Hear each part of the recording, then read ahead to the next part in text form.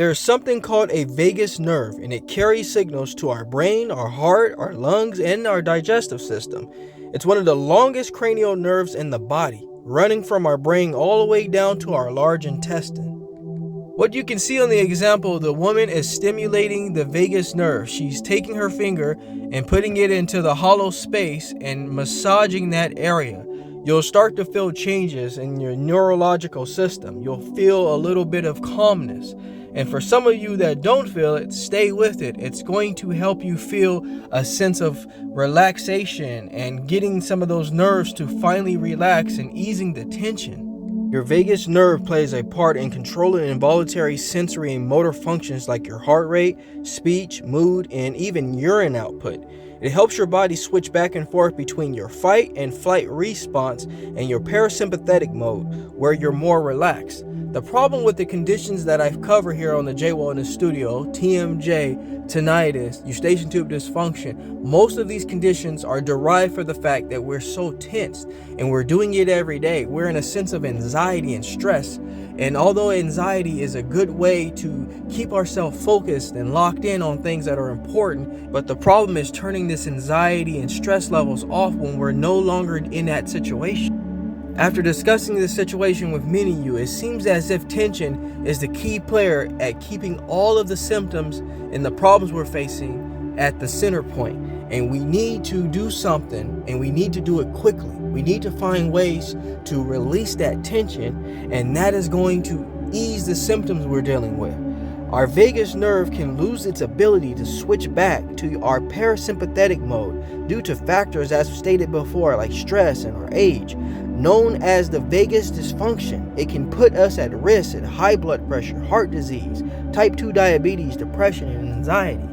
A lot of you wake up in the morning with your neck tense and your shoulders and your jaws clenched, and you wonder, why is this condition not going away?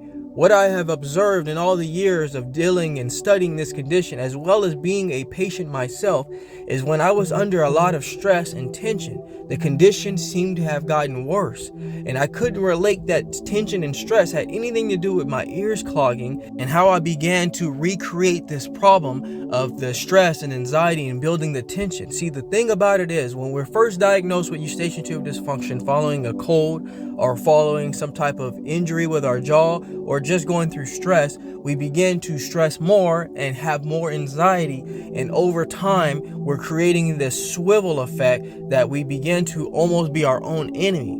Next, what ends up happening is you go and see a doctor, and they end up, if not all the time, putting you on some form of allergy medication, so you begin to start treating it in that way. After doing so, you start to pick up some side effects of the allergy medication of something you didn't need in the first place. That's why I'm saying this condition is not really being identified as a problem in the jaw area, a problem in the nerves, stress and anxiety. Although we can't always treat anxiety and stress, but we can be aware of what our triggers are and what's causing this problem. After I realized that allergies was not the problem I was dealing with, and I took a whole year's worth of allergy medication for almost no reason, I began to turn to meditation. I turned to this practice to basically calm my mind and focus on my deep breathing. Meditation can help regulate our autonomic nervous system. It has a great effect on lowering rapid breathing, rapid heart rate, and cortisol levels. What you'll find with this condition is that our cortisol levels are through the roof because we're stressing about something in life. Anxiety is not turning on and off like it should, and we're clenching, we're doing things like poor posture, we're creating this spiral effect, which ultimately is leading to all the nervous breakdowns in our ears, in our jaw, our neck, and going down our spine into our shoulders. Trying to stay as close to natural is going to help you have a great outcome, and taking allergy medication is not the natural way that most people would want to go. Another thing that is going to be important is making sure we strengthen our immune system, and that can also be done through exercise. Working out and getting our body moving can affect the vagus nerve. It's going to help our training and endurance levels and increase our vagus nerve activity, improve our heart rate, which in turn improves blood pressure, which also in turn helps heal our body inside and out. Exercise lowers our sympathetic nervous activity and controls our parasympathetic response so that we have a good balance when it comes to our cardiovascular system. Again, in doing so is going to help heal us from the inside out.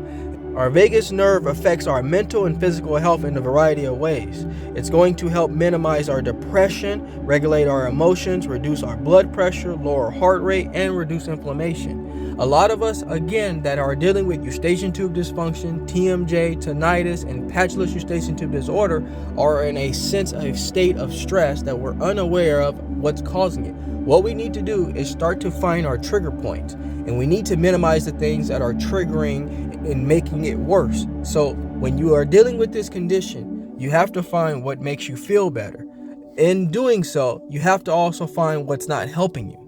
By process of elimination, you're going to find what triggers you. As we age, we adapt to a new us. We cannot control how our body and our nervous system changes and adjusts to different situations in our life. What we can do is minimize our triggers or completely eliminate them. What everyone has in common that I talk to are dealing with stress, anxiety, and tension. What is keeping this condition around longer? Some of you have stated weeks, months, and even years, is the fact that we're continuously staying in a stress, anxiety, and tension-based lifestyles, and we are not sure what our triggers are. Pay very close attention to our central nervous system and how the vagus nerve can really do wonders in improving that stress and anxiety. Massaging that vagus nerve is going to help heal you in many areas, and once you lower the stress, the tension, and the anxiety, again, I know I sound like a broken record, but doing this is going to help you heal, and you're going to see changes almost immediately. Do your absolute best to try to do things in a natural way, and remember folks, go back to the basics.